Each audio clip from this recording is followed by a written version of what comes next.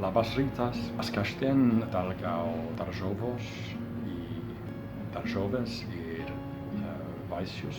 Valgau apelsinus ir obuolius ir valgau penkis obuolius per savaitę. Valgau vaisius virtuveje. Ne mėgstu braškių. Ne man patinka braškių. Man mėgstamiausias maistas yra karis ir man patinka margarita pizza. Aš turėjau tostą pusryčiams svetanėje 9 valanda. Per savaitę valgo mišius, o savaitgalį salotas. Okay, there we go. I was having a little bit of help, but I know what I'm saying, more or less, so kind of getting a little bit better. I've got 25 hours done now. Yeah, sorry these videos aren't cool with like a lamp in the background or books over there, but I don't care, basically. Yeah, same goes for cool background music. The music you're gonna get is the lovely, lovely music of the street. Yeah, I think in terms of tips, I'd say do less rather than more. You know, for me, there's no point in me kind of going ahead and looking for new stuff if there's old words that are still not going into my head. So yeah, try to go back. This is one kind of specific tip is I tend to learn in groups of 3 words, so don't get a long list of fruit.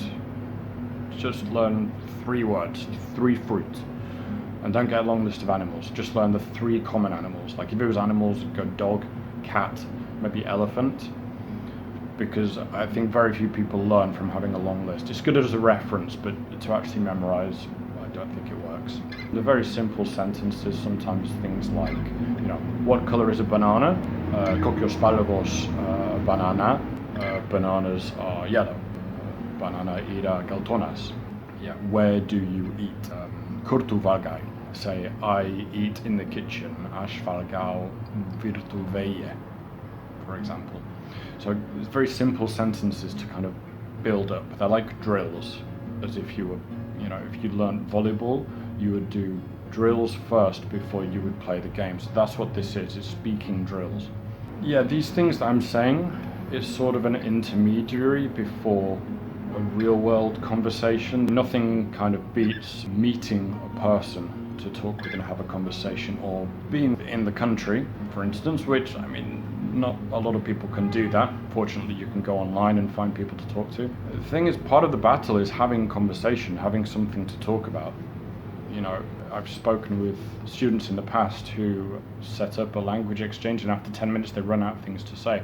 So have things to say, which is what I have. I have lots of things that I can talk about and jump between, and questions that I can ask myself, so I can practice speaking more effectively. Yeah, I'd say my tip for that is, if you're going to have a language exchange with somebody, you're going to meet up for an hour, yeah, go with some specific topics to talk about and maybe some specific questions as well. And again, all I'm doing is reading the words again and again, and in the same kind of pattern, in similar order.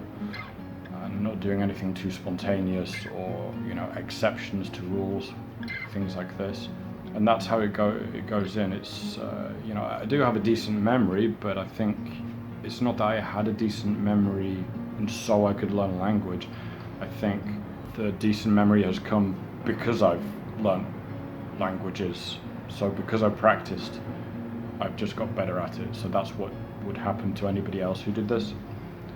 And just being patient. I'm very patient with myself. I don't expect much, however many hours I end up doing, and I do have an idea.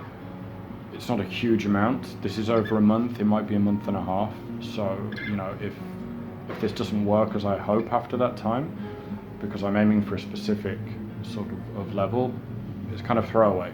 I'll just forget about it. So yeah, and that's it. If you practice enough, things just start to feel right as well.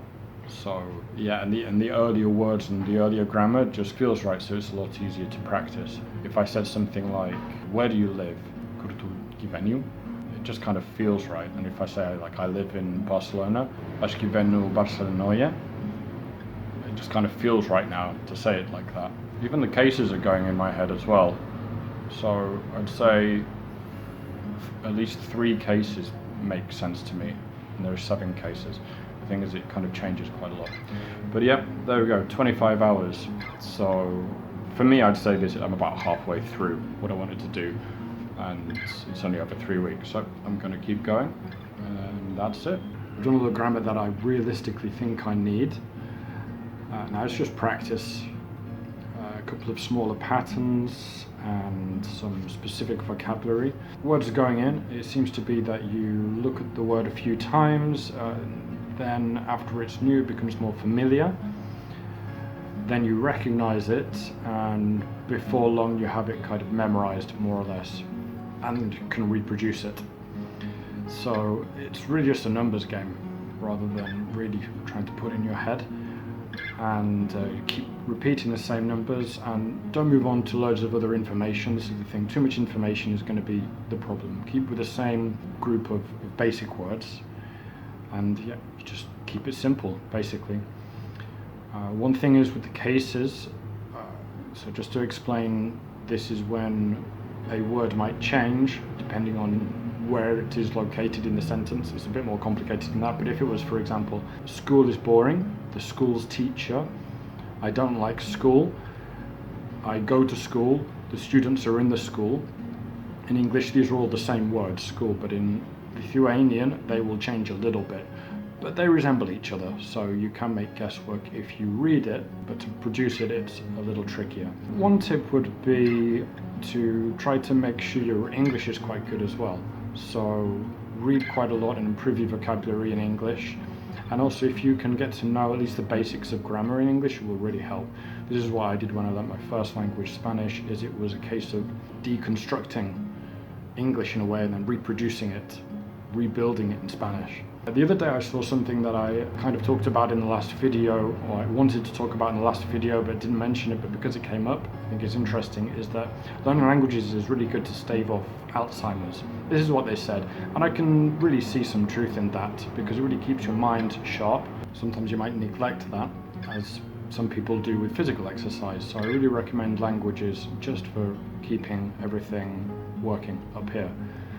One disadvantage that I'm finding is that there are relatively few quizzes and listenings and readings online compared to more popular languages, so I'm kind of making my own material as I go.